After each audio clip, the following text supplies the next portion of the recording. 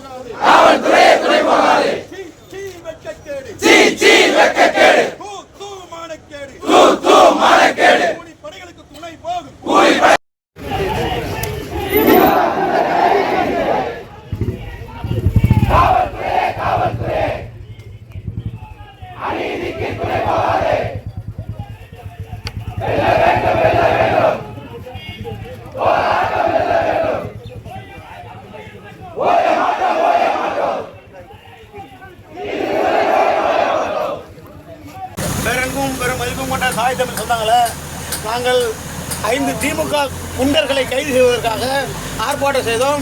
இந்த மதிப்புமிக்க தமிழக காவல்துறை என்ன செய்கிறது என்றால் எங்களை அன்பு அரவணைப்போடு கைது செய்கிறது. இது எந்த முறையில் ஜனநாயக முறை என்று தெரியவில்லை. இதை தமிழ் சமூகத்தார் உணர்ந்து கொண்டு அடுத்த முறை அதிமுக ஜெயித்தால் கூட பரவாயில்லை, இந்த திருட்டு திமுக வரவே கூடாது என்பது என்னுடைய தாழ்மையான கருத்தை வச்சுக்கிறேன்.